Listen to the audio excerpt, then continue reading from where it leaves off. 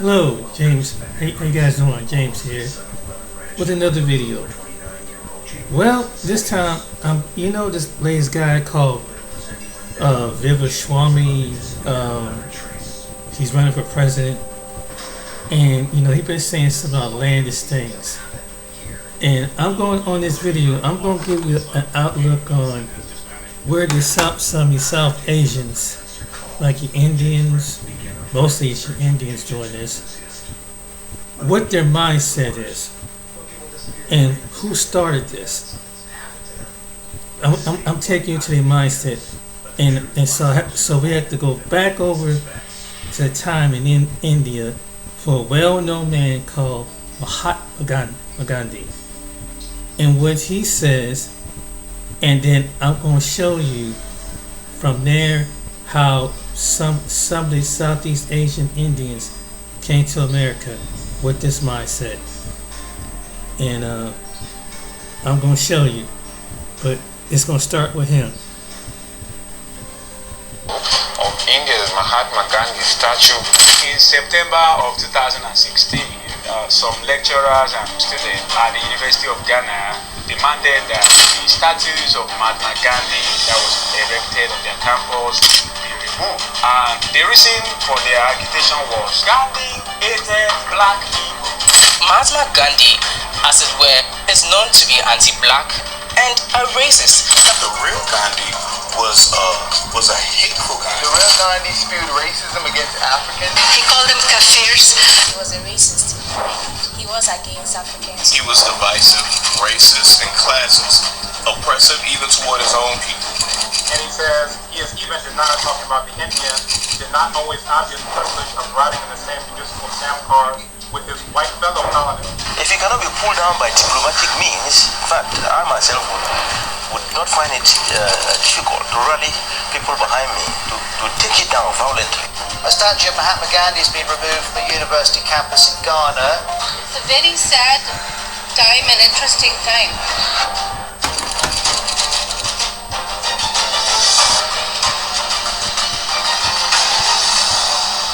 I think the very first question we have to ourselves is, was Mahatma Gandhi racist?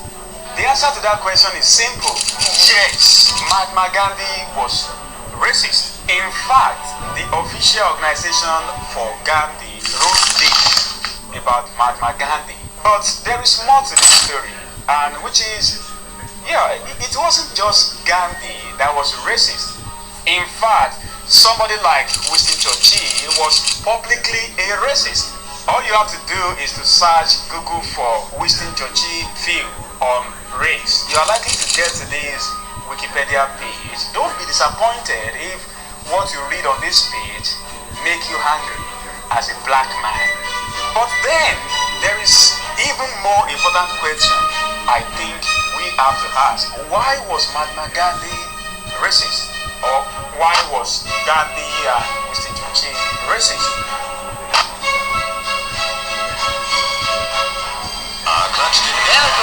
The elderly man of 80 years and 4 months sets out to tender his resignation.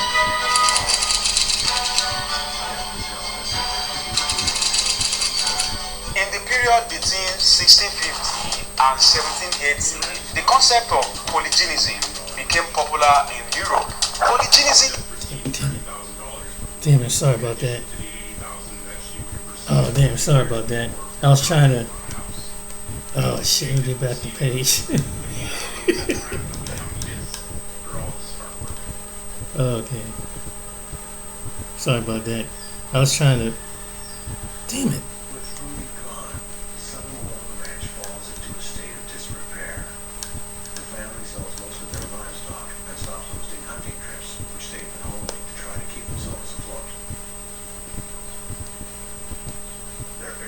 Polygenism was this idea that different human race came from different ancestors. I need you to pause a moment and think about the implication of this concept. Now think about it. Imagine that white people truly came from different ancestors and black people also came from different ancestors. Now think about that. If this concept was true, it means we cannot possibly be the same people. we are going to be different species. We are going to be different in intellect, in probably skeleton, in probably our blood, in our genes. We are going to be different in terms of our mental capacity. Yeah, I have a very sad news for you, and that is, starting from 17th century, you are having these famous European scientists coming to public, writing in the newspaper, radio, writing books, and they were making this claim that they have spent years, probably, in the laboratory to study different human races, and they have come to a very important conclusion, and that is the gene of a black man is different from that of a white man. His skeleton is different, his blood is different. Wait for it, whether you believe it or not. These scientists actually claim that the brain of a black man is smaller than that of a white man.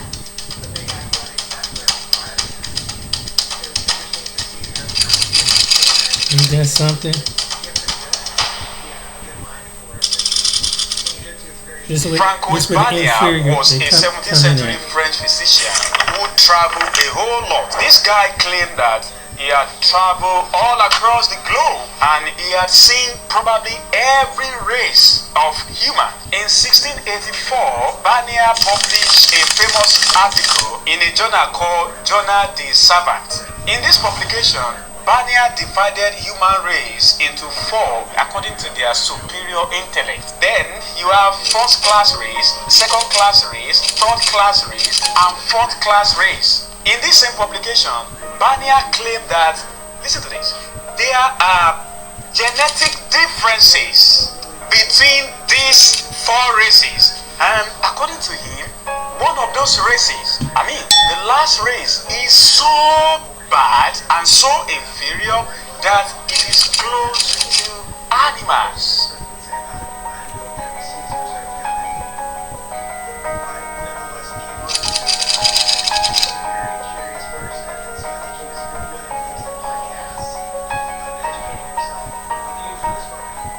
In 1734, Henry Home published this book. The title of the book was Sketch on the History of Man. And in this book, Home claimed that climate, weather, or any other thing could not have explained the reason why different races have different look. So if different race, that is India, black people, white people, have different facial features, like some of them are black, some of them are yellow, some of them are white, then according to Holmes, it must be because these people came from distinct ancestors. And again, don't forget, if truly human beings came from different ancestors, they will be different. They will have different genes, they will have different mental capacity, and somebody is going to be inferior to somebody. And again, think about this. If truly we are different from one another and certain people are superior, why should we respect one another? Lions do not respect buffalo. Tigers do not respect bears. And snakes do not respect rats. So why should we respect one another if we came from different ancestors?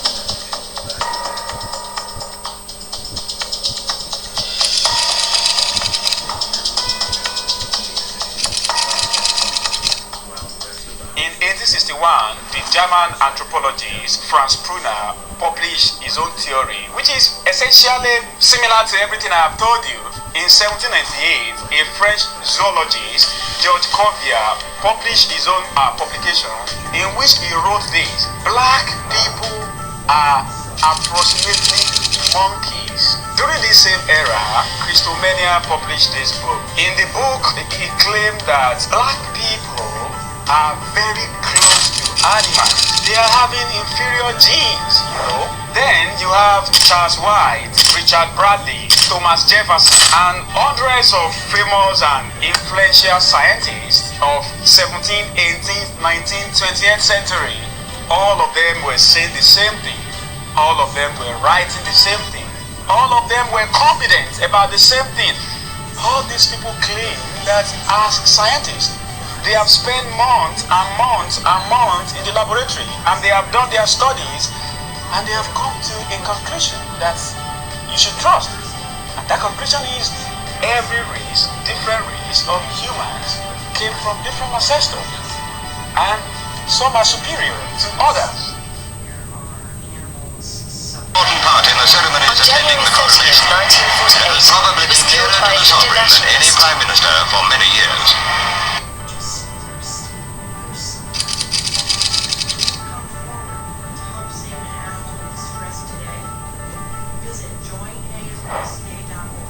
Mahatma Gandhi was born in 1869 and Winston Churchill 1874. Imagine you are 17 years old or you are 20 years old in 1890 and several, probably most of the famous scientists of your days are saying the same thing. That is, different races of human came from different ancestors. And as scientists, we have actually spent years in the laboratory to figure that these people have different brain, different skeleton, different blood, and different genes. And we have arranged them according to how important they are. Don't forget, these are scientists, people with authorities, people that laymen do not question.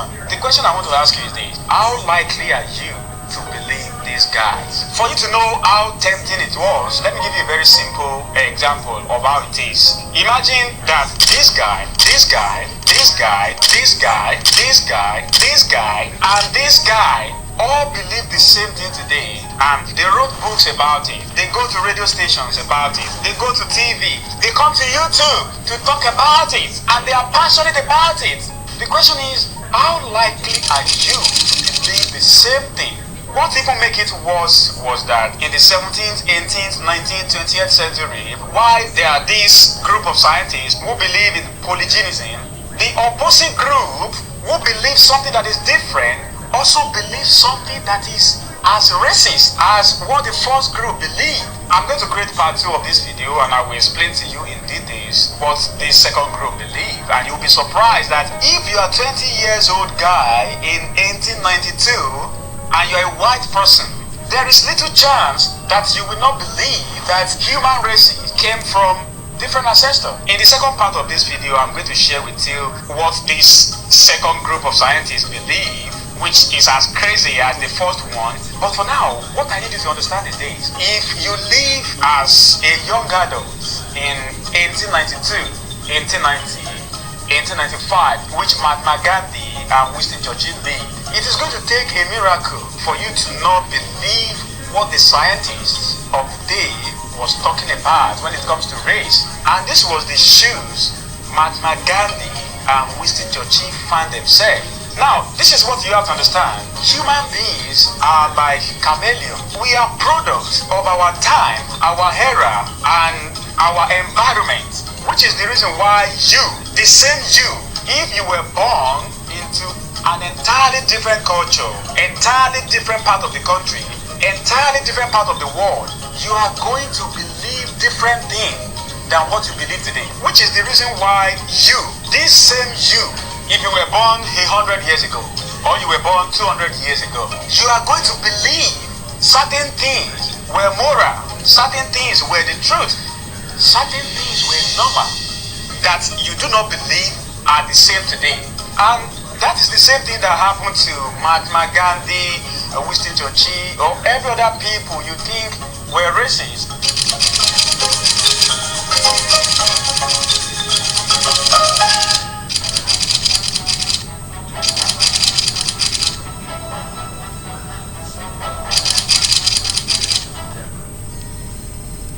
So that gives you an idea, but Mahatma Gandhi, but I'm gonna link it all together. It's gonna come when you see. It's gonna make a lot of sense.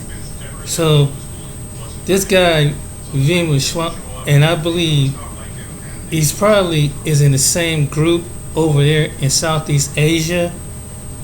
And they probably a particular clan or group over there. So they come with this mindset, man, that Mahatma Gandhi didn't like black people. In fact, he was discriminated against. And when he found out, when he was locked up, what the story was, we found out with the Africans, like, why you treat me different than these Africans? And then he turned straight straight to a whole different level. In fact, he wanted more white people, and he looked up to white people more than anything. And so they had this mindset. So how does that rate the Vivek? He carried the same spirit like Mahatma Gandhi. And I'm going to show you why. And even though that his parents is from India and he was born in America, that spirit is in him. That spirit, I recognize that spirit. They recognize that particular one because certain ones come over here, and this is what it is. Low credit. This looks impossible. And I'm gonna show you a little bit of Credit scores video. can be loan obstacles too. It's gonna trip you How do I out. get to good credit? Get credited. The Supreme Court said you can be Aryan, you can be Caucasian, but that doesn't mean you are white. There's just been idea of people not wanting to be black. And we look at the updated requirements for U.S. citizenship in 1870. Being from Africa was okay. Of African descent was okay. Being white was okay. But if you were somewhere in between and you didn't fit neatly into this box or this box, you were out of luck. Because he didn't try to fight for equality. What he actually tried to do was kind of sneaking through the back door. Hi, I'm Danielle Romero. Thank you so much for being with me again today on my channel, where I am in the middle of a series about how different groups were able to get citizenship in the United States, and almost all of that has pivoted on the term free white persons. And I want to talk today about the experience of Indian Americans naturalizing in the United States. Now, when I say Indian, I don't mean Native American, but really people from India of South Asian descent. Now, the U.S. Supreme Court has been brought in on these issues so many times, deciding not only who can become a citizen, but first, who is white. The U.S. Supreme Court said that you can be Aryan and Caucasian and still not be white and not have the right to become a U.S. citizen. Now, when I hear the term Aryan or Caucasian, it's in the schema connects that to white, right? And it was just so shocking to me to see these being separated from each other. So 100 years ago, in 1923, there was an extraordinary man named Bhagat Singh Thind who found himself at the center of a legal battle that would challenge the very notion of race and citizenship here in the United States. I was deemed Aryan and Caucasian, but not white, and was not permitted to become a US citizen. But before we get into the court case, I want to tell you a little bit about the man himself. A remarkable figure in Indian American history, was an esteemed writer and lecturer on spirituality. He was actually a Sikh. So his connection with the United States began when he enlisted in the army shortly before the conclusion of World War I. And after the war, he sought to become a naturalized citizen, capitalizing on this legal precedent that had granted Caucasians access to such rights. Now, if you have watched my video about the 5 skull types, if not, I'll link to it in the description. But there are these 5 skull types that people were kind of using as understanding about race, and one of them was Caucasian precedent that granted Caucasians access to such rights. Identifying himself as Aryan or Caucasian, he found himself at the center of a 1923 Supreme Court battle. The United States versus Bhagat Singh Thind. Now, at the time, as with these other court cases, there was this battle of this understanding of who is a free white person. Now, the founding fathers used this phrase that a free white person of good character was eligible to become a U.S. citizen. But then 100 years later, in 1870, after the Emancipation Proclamation, something else was added to that. So you could either be a free white person, or you could be a person of African descent or an alien of African nativity. So that's right, you had to be either white or African to be a citizen. And he decided to argue that because he was Caucasian, he was white. Now, this court case is absolutely fascinating to me because up until this point, there's just been an idea of people not wanting to be black. But all of that goes out the window when we look at the updated requirements for U.S. citizenship in 1870. But if you were somewhere in between and you didn't fit neatly into this box or this box, you were out of luck. The Supreme Court unanimously rejected Finn's argument, stating that he did not meet the, quote, common sense definition of white. In the ruling, the Supreme Court concluded that Finn's assertion of being Aryan or Caucasian based on linguistic similarities did not make him eligible for citizenship. That means the Supreme Court said you can be Aryan, you can be Caucasian, but that doesn't mean you are white. They firmly held that the term Aryan was unrelated to physical characteristics, so I'm not really sure what it would be related to, and that Finn's resemblance in language alone was insufficient to establish a common racial order. His culture was too different to give him the designation as white. Now, remember though, if you were of African heritage or African nativity, you could become a citizen. Now, this decision had far-reaching consequences, as you can imagine. That's why I say there's no such thing as brown. They're not brown. They wanted to be white. The Southeast Asians wanted to be white. They didn't want to consider themselves brown. Now, this decision had far-reaching consequences, as you can imagine, leading to the denaturalization. That's right, they took away citizenship from about 50 Asian Indian Americans who had earlier successfully applied and received U.S. citizenship. It was a deeply unsettling moment where scientific racial categories were clashing with societal perceptions and legal interpretations. I want to share a quote from the opinion of the Supreme Court written by Justice Sutherland from the Library of Congress. He said, "The words of familiar speech, which were used by the original framers of the law, were intended to include only the type of man they knew as white. The immigration of that day was almost exclusively from the British Isles and northwestern Europe, whence they and their forebears had come. When they extended the privileged American citizenship to, quote, any alien being a free white person, it was these immigrants, bone of their bone and flesh of their flesh, and their kind, whom they must have had affirmatively in mind.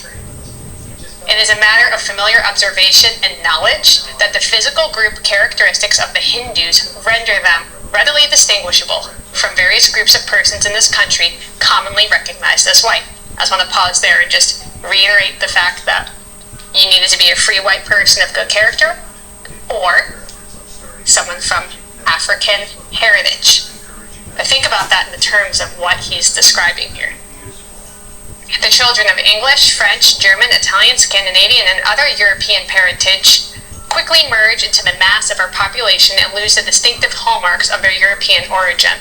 On the other hand, it cannot be doubted that the children born in this country of Hindu parents would retain indefinitely the clear evidence of their ancestry. The 1923 Literary Digest article was called "Hindus Too Brunette to Vote Here," which is available through the South Asian American Digital Archive. Now, to understand this ruling, we have to delve into the reasoning provided by the court. The court justified its decision by stating the words that free white person, which were from... Now, the court believed that the original framers of the law had intended only one type of person to be white: people from the British Isles and northwestern Europe. Finn had such an interesting perspective during this legal case because he didn't try to fight for equality. What he actually tried to do was kind of sneaking through the back door. And he pointed out that he was a, quote, high caste Hindu, and stating that because he came from North India, the, quote, original home of the Aryan conquerors, that he must also belong to the Caucasian or Aryan race. Now, if you know anything about the caste system in India, it's pretty horrifying. He was trying to use this to his advantage to say, hey, we're not a monolithic group. There are levels and designations to people from India, and I'm at the top. And I'm of the same heritage as so many of these other groups who are allowed to be white. Now, as a result of this decision, the path to American citizenship for individuals of Indian ancestry was just abruptly closed. Like I said, people were losing their citizenship, and now it's just over. Finn's own lawyer, Sakaram Ganesh, actually faced denaturalization himself during this court case. Now, the repercussion of these revoked naturalized statuses were enormous. So I want you to imagine that you've gotten citizenship in a country and all the rights thereof. Now it's gone. What rights do you have? Well, for instance, certain Asian Indian landowners in California suddenly found themselves subjected to the California Alien Land Law of 1913. Attorney General Ulysses S. Webb, who is a strong advocate for the Asiatic Exclusion League, you heard that right, actively worked to invalidate land purchases made by these people, promising to prevent Indians from acquiring or leasing land. With mounting pressure and the Immigration Act of 1917 preventing new immigration from coming in, which could have supported the Indian American community, for the more people coming in, kind of a louder voice, many Indians chose to leave the country. As a result, by 1940, only half of the original Indian population remained in America, about 2,400. It wasn't until 1935, so it's more than a decade later, when the Nye Lee Act was passed, granting World War I veterans eligibility for naturalization regardless of race. And at this point, Finn made another petition for naturalization. This was his third one. And finally, based on his status as a U.S. military veteran, he was granted United States citizenship nearly 20 years after his initial application. As World War II unfolded, and public support for Asian Indians grew, along with the impending independence of India, the Indian community activated for an end to legislative discrimination. The repeal of the Chinese exclusion laws in 1943 and the extension of naturalization privileges to the Chinese community provided hope for similar progress among Asian Indians. From an early age, we're taught to fit in and do what we're told. Follow the. I know I've spoken about some Indian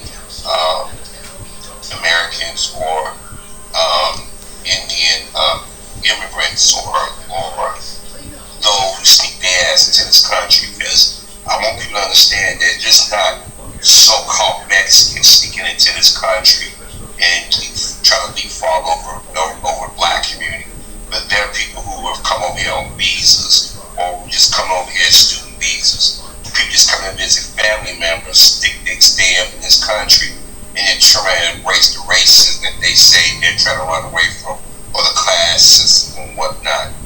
Dinesh D'Souza hates black people with a passion. But you'd be surprised that not many black people are aware of him. This dude's been around for a number of years. This dude was born in India. Nikki Haley is first generation American, but her parents came over from India. Okay? She's only 50, I think she's in her early 50s. Yeah, she's American. But the thing is, when she was younger, I guarantee you, she was more in tune with Indian heritage than she let on. She even changed her name to fit in. Nikki is not her given name. But the thing is, Nikki Haley, Dinesh D'Souza, and Vivek Rushambi, and many other Indians that who want to be in politics, or they want to be in the entertainment industry, or even those that we see every day in our everyday travels, they look down on black people. And I've been seeing a lot of commentary and videos lately where black Americans are starting to call this shit out. Because I told you guys, I warned you guys over a decade ago, I said they're going to be replacements. See, we keep thinking it's just Hispanics and various groups in the so-called Hispanic community and whatnot. That's been done. That's done already. But see, at least in the Hispanic community, they not as overt with it. Now, I'm not saying that we don't have our issues with them trying to supersede us and kind of, no, the Indian community, they not so nice about it. They get on TV and they say things. And I've told you guys, if you've been paying attention to television, you see more Indian faces on TV now than black. They in lead roles. They in movies. They report the news. I mean, and I don't want anybody to think that I'm shitting on anybody, thinking that they should not be in place they should. Yeah, that's not what I'm saying. Because America is supposed to be a welcoming place. Now I know that. Now that y'all just come on, Harvey, I know you believe all that. Now I know that. I'm not naive to the world, but America is supposed to be inclusive, right? Now the thing is, we didn't made it easy for all these other melanated people to come along, and they shit on us constantly. But the Indians really have done us dirty for the last 30 years. I mean, yeah, we talk about the Asians, we talk about the gay community, we talk about the Jewish community, but the Indian Americans have really done us dirty. Because when white folk in them was talking about it, making fun of them, but black folks wasn't. I mean, you had some people make jokes and shit, but the black community been more open to these other groups than anybody. But the Indian Americans, they've come into the community and just been really, really nasty towards us. And we sat back for years, and we let our clergy sit back and tell us, oh, you know what, pray for them, they new to the country, da-da-da-da. You want to allow black folks to, they know what they're doing. Because they get around white folk, they don't have that same energy. And people keep making this, oh, it's a caste system. These bastards know exactly what they're doing. And I know not all have this mindset, but it's a mindset, nonetheless, that exists and is affecting the community. And ever since Obama won the presidential election in 08, they went overdrive and they ingratiate themselves in places. And I'm gonna be honest with you, I blame the Obama administration because they was not like any other administration. But see, Obama, he lived in Pakistan when he was a kid, so he had some affinity for the people of that region. Because if you notice, when you look at Obama, look who's around him. It's a lot of Middle Eastern people. And I know people gonna say, "Oh, you sound like a Fox News." No. This is just God's honest truth. You pay attention to who's always around Obama. What's that old boy that played Cal Penn? Harold Kumar goes to White Castle. Yeah. He played Superman Returns and other television. And with productions, he quit acting for a while to go work with the Obama administration. I mean, let's be honest. Sometimes we can be our worst enemy by always accepting some darker hued person into our arms and saying, "Hey, this is a brother and sister." And they like, "Yeah, okay." And they got that nice, slowly sneaking about to stab you in the back. But this dude right here, Vivek, he's been on a tear. I told y'all he was in Chicago a few weeks ago. It didn't make the news. If you didn't happen to come across a YouTube video on his channel, you would never know. And he ran right to the South Side. And let me say this again to people who don't live in Illinois. Chicago is a major city of Illinois. Okay, it's the biggest city in Illinois. But South Side is not the only side where black people exist. Black people exist on the South Side. They exist on the West Side. They exist on the North Side. Yes, they even exist on the East Side. We do have the East Side. They exist in the western and southern suburbs. Okay, so when he went to Chicago, he went to a barbershop, probably one of the worst stereotypes. Like that's the only place black people congregate. He's talking about crime and blah blah blah. First of all, please, folks, quit talking about the crime and all that shit. Because y'all don't do that in no other communities. Crimes, other communities, mass shootings, okay? Let's get that straight. I digress. Anyways, this dude had the nerve to sit back and talk about there's no racism and all that shit. That black people, we just exaggerate making this shit up until it touches him. And I noticed something. These candidates that run will talk about how they've been discriminated against, but then turn and tell them that, black people been discriminated against. Remember, this dude is first generation American. He can't tell me or you or anybody else who have been here multiple generations about this country and how it views us. Let me say this again. We as black Americans got to stop calling out these people, especially these Indians as of late, who want to try and tell us how we should view the country. We know the Asians are doing it, they always have done it, but the Indians have been more in your face, telling you, oh, you guys are just talking about wokeness. This motherfucker didn't know what the fuck woke was if it bit him on the ass. They just sat back and heard Obama use the term woke. Obama trying to check some of his supporters, ironically, people who like Vivek and they've been using it for the last 4 or 5 years. But when somebody insults him, he wants to play like he's the victim. And let me tell you this: what happened was that Iowa newspaper, I guess they ran a cartoon. Let me read this to you. Republican presidential hopeful Vivek called out an Iowa newspaper for printing the cartoon he described as bigotry. The Quad City Times, a daily paper based in Davenport, Iowa, issued an apology and retraction after a cartoonist depicted Rashami greeting a group of Trump supporters who shouted racist things back at him.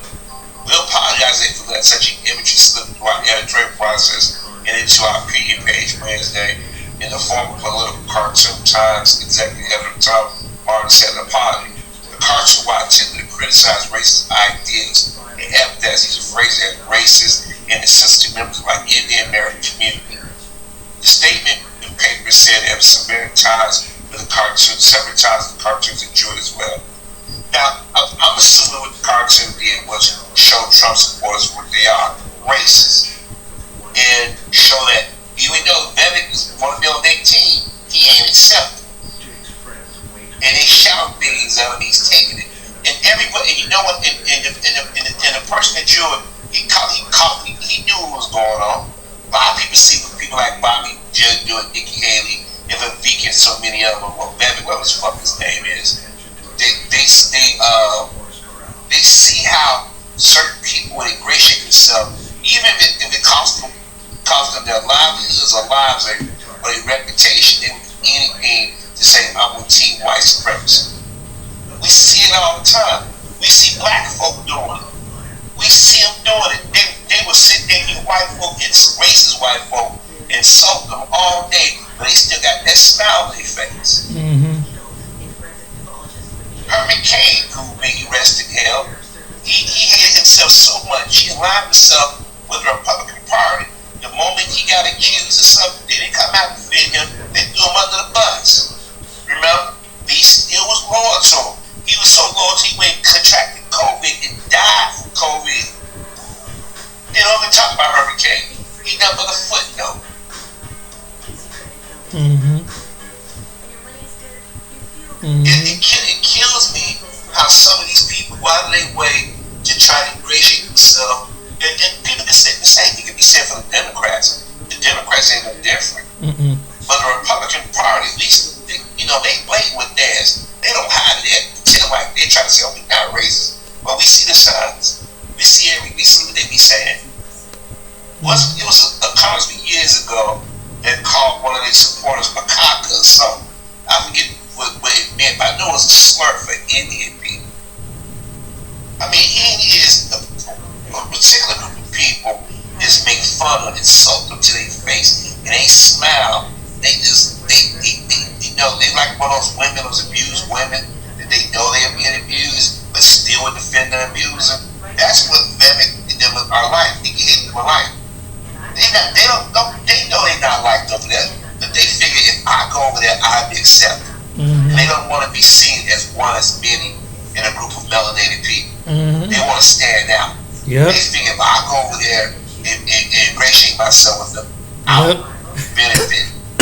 They only tolerate you until they can use you. Mm-hmm. And that's the thing. And then when they had that aha moment, they want to crawl their ass back and say, I was wrong. No, you knew exactly what you do. This dude's 38 years old. This dude's over 40 years old. This dude has anti-black rhetoric. Everything he's saying is something about black folk. Black folk, we don't go out there and get them and go in politics to talk about nothing like this. But I think it's time that we should call out those with Nikki Haley and Bobby Judd and many other Indians, anti-blackness. We need to call it out. Like I said, I'm seeing videos pop a little bit more. black people start to realize that we just can't go around saying that white folk is the only ones who have anti-black hatred. See, I think that what we did, we let it go on for 50 years. We let it go on way too long. We let it go on. Because I'm going to tell you something. A lot of them on these talk shows, they be on these newscasts, they think they smarter than us. Just call your ass is a spelling bee, don't mean you smarter than me. And you just got a good memory, that's all, shit. Let's just keep it real. I mean, this dude is talking about the cartoons is sensitive. Nah, it's dead on. It's dead on. He went to a rally and trust for a yellow racist name for him, and they basically saying that he would take being called out his name and be mistreated, but once he get to sit at the table. Look at how Tim Scott fired back to a bum. You thought a bum was out of place talking about racism, but you didn't want to talk about it when he was president. But Tim Scott and cats like, look, y'all can't sit back there and get mad because people pointed out the obvious. Everybody pointed out, even those who are racist say, look at this man, look at this woman. They get insulted all day, every day, and they still want to be around us. That makes them not trust you even more. They figure if you willing to take this abuse, what are you after? I mean, think about it. This dude run everything. Came out, this dude, the mouth is anti-black. He ain't criticizing any other so-called minority group but us. Because they go to every election cycle. What do these everybody go to? They attack us. Yep. And we sit back and we don't say nothing. Black people always the whipping board. We just sit back among a small group of black folk and we yell and bitch about it. And then when the others do finally come around, 10, 15 years back. This fucker would not be where he's at if it wasn't a black folks sacrificing names that you know, names that you ain't never done. Right. This fucker was able to go live where he was at and go to school there because black folks open a lot of doors, and we need to stop being afraid to say that. See, we figured and you see the history of it too. Allies. We had no allies to begin with. Tell me where you see Indian Americans, Asian Americans, and gay Americans, and Jewish Americans, and Latino Americans stand right along with us and fight with us. No, every one of those groups got something out of us. But the Indian community, as of late, the last decade or so, they've been showing natural ass. Talk to the brothers and sisters in Michigan, and they'll tell you about the Indian and Arab community in Michigan. Everybody comes to this country, they get business loans. Motherfuckers can barely speak the language, but they pop up with a business loan. They go into schools. I have people in my life, and I've studied this before, who's in the medical industry, and they've told me, they say, wait, motherfucker can barely speak the language, you barely read, but they sit right next to you in class, and you turn around, they're a nurse or a doctor all of a sudden. And you wonder why a lot of us are getting misdiagnosed. Mm-hmm. They come in our neighborhoods, they act like they don't trust us, but yet you open a business in the neighborhood. That's what I don't do. They wouldn't try to open a business, they would not shop with you. If they son or daughter look at one of us and they want to be romantic with us, their family, they disown or they kill them. Yep. We've heard the stories. Yep. These are things that we know. And see, what happened was a few years ago when that dude came out about Apu, he used the Simpsons cartoon to sort of guilt people, saying, stop looking at just quickie stores, quickie mart homes. But a lot of them do own these type of places. You can't go into a black neighborhood and go into a black gas station and not see one behind the counter. If it ain't an Arab, it's an Indian. Yep. They got Dunkin' Donut franchises locked up. They sure do. And then they turn around and then who support our community? Then about 7 or 8 o'clock at night, they run their ass out of the neighborhood and go live around their people or live around white folk. Yep. The white folks tolerate them. Now, don't get me wrong, there's some in their community who have called this behavior out. But those voices are getting drowned out. And I say this to our people. When they come down for voting and shit, don't be afraid to call these people out when you go to these town halls. Call them out and say, hey man, why is every time you talk, is always aimed at black folk. That's why I want people to ask that. Right. Why do y'all feel that y'all got to get ahead about dumping on others? That's a good question. Now I guarantee you, this cartoonist, he probably more likely wasn't a black dude. He was a white dude more than likely, and saw them run around here tap dancing and want to call out like, "Yo, dude, you out here doing all this tap dancing, wrap yourself around a flag, and they calling you all kinds of derogatory names." And now all of a sudden, bigotry exists when it's directed towards you. I hate this fucker. I warned y'all way back around November, December about this bastard. I said this dude is nasty. I said he's old enough to be Bobby Jim's son. I swear for God, I thought about people say, "Oh, he said it because he was Indian." No. He sounded like Bobby Jim, just 30 years young. Let me say this again. Nikki Haley and all they do is sit back and want to tell black folk this country is not racist until they get them on. And then all of a sudden, the country is very racist towards us. But it's only the Democrats. No, it's both sides of the party. It's racist when it comes down to black folk. But y'all know y'all the Republicans. But yet, the black Democrats or the black voters have made it easy for y'all to live y'all American dream. But like I said, if you don't believe me, turn on your TV. All the commercials, reality shows, all the TV shows, you see them pop up. And I'm not saying they should be able to go where they want to go or experience what they want to experience. Everybody has their right, as long as they're not doing anything criminal. I don't have a problem with that. I just don't like the idea that somebody come over to this country and then you attack us and we done nothing to you. You're not white. Y'all run around claiming age. Oh, we Asian now. It's funny how everybody claim shit that they ain't, or like to pick and choose when they want to be certain things. And you see the history about that. Like I don't go around using the word hate a lot. But no, this dude is nasty. This dude says that everything come out of his mouth. When Bill Maher had on the show twice, this fuck on the show twice, everything come out of his mouth is anti-black. Y'all seen the clips. That last episode, the reason why they used that show he was on, the episode he was on, get rid of Don Lemon.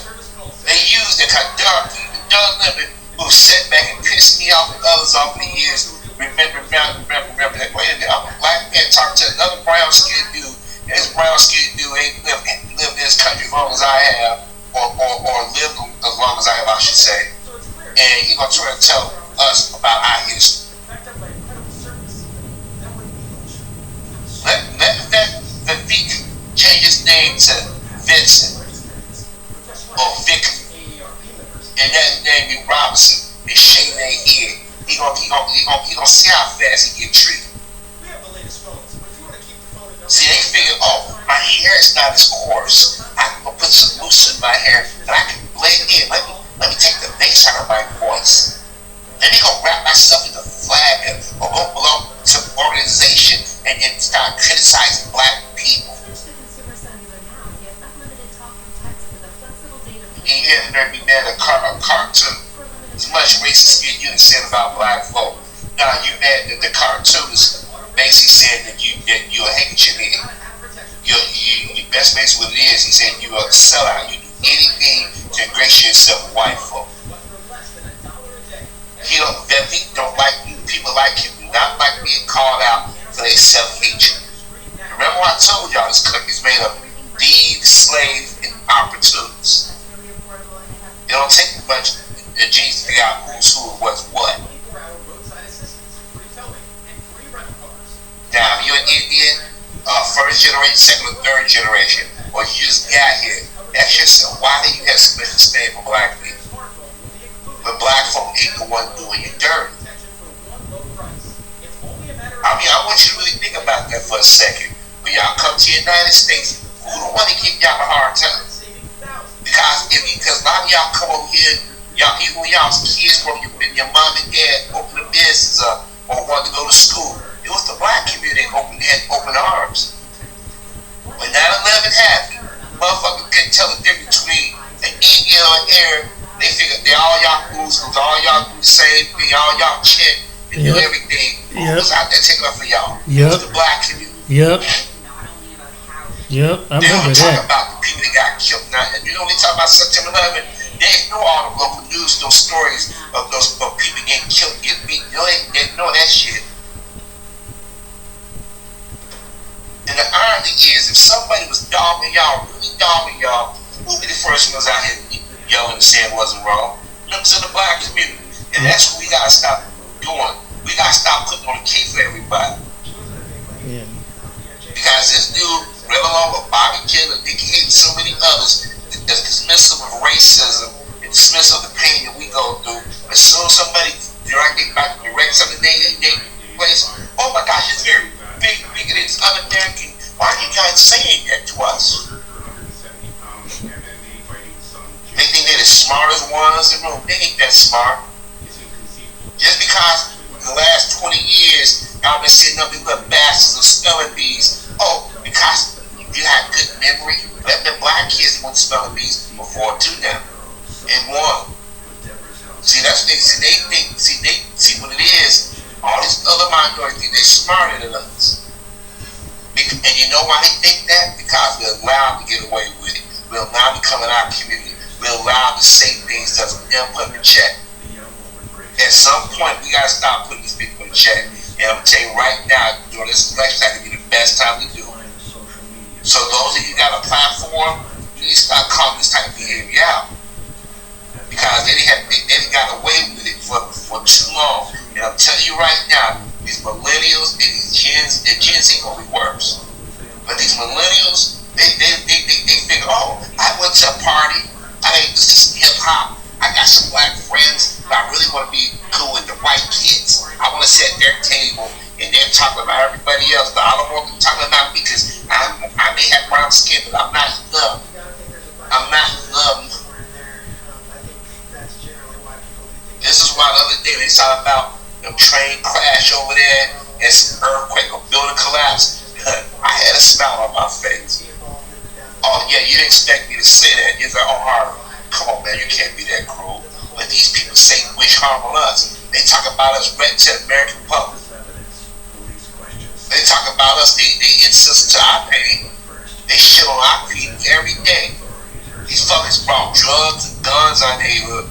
You know, all these other groups are coming out there to create all these vices in our community, and then at a certain time of night they run out of our community. You know, on the weekends and shit, in their neighborhoods or whatever, going on trips, living in their nice homes and shit, but yet they got that poison festering in our community. So all the people I mentioned, this commentary over the years, we know what they are. In the Indian community, they want to feel like they subservient and shit. They just as nasty as anybody else. And I know not all, I'm not saying all, but you gotta admit, the last 10 or 15 years, they've been on a tear.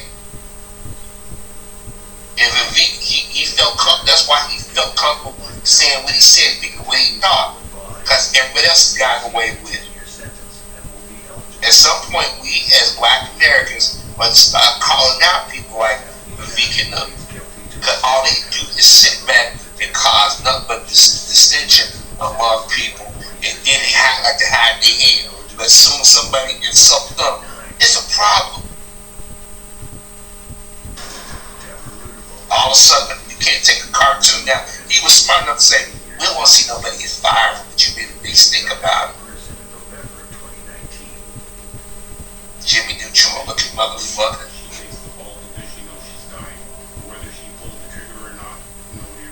Well, yeah, but yeah, what some of he was saying was true. Some of that stuff he was saying, and it's video on it about it too. But it's like, wow, man. But this guy's been saying some stuff, boy. Like, wow, you know, just getting away with stuff. But you know, I don't believe he's gonna get elected president. They might try to make his numbers increase, but ain't nobody gonna vote for him. I mean, stuff don't even make sense. He saw the touch, but reality ain't funny. Cause you figure he's young, you know. You're going to get some old heads that know more to walk around him. You know, he just barely just getting off his mama's breast, so to speak. He ain't been out there. He ain't putting that work. He ain't putting that fight. He just riding along privilege, and just like he said, he just want to ride the coattails and see who's the majority over here. And he you know, it's just wow. But yeah, people like that, man, they're a mess. And I'm glad, you know, some people need to call them out.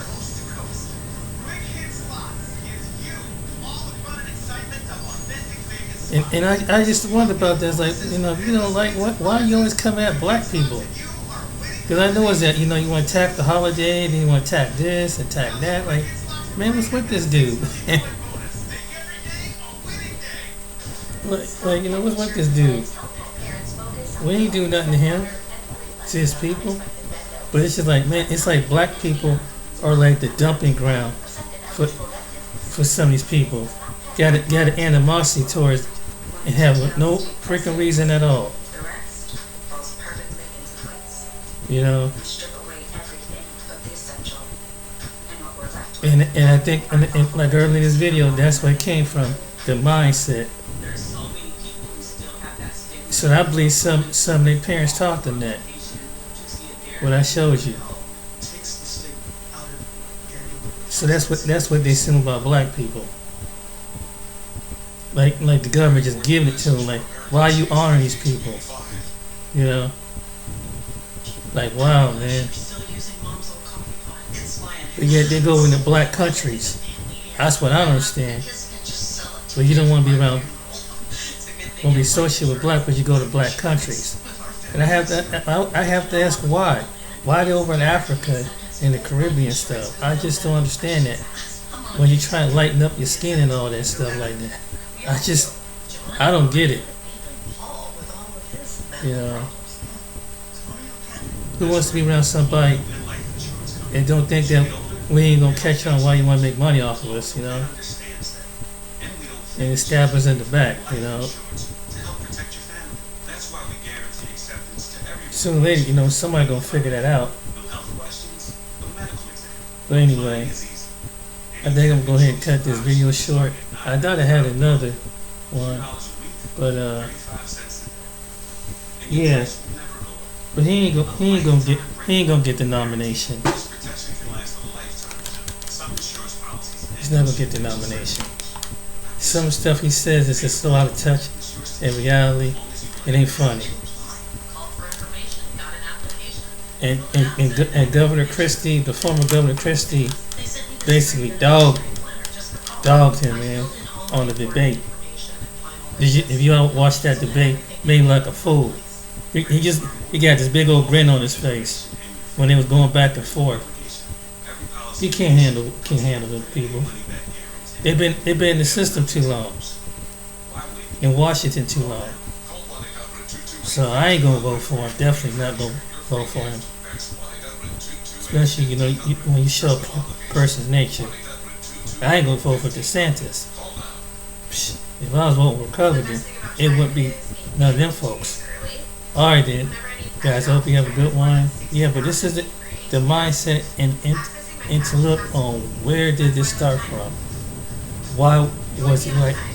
And I put it all together because some Southeast Asians have that mindset. So when they get around white people, it is no big deal. But it's okay when you side with them. And like I said, everything is on the totem pole. You get closer to the upper pole.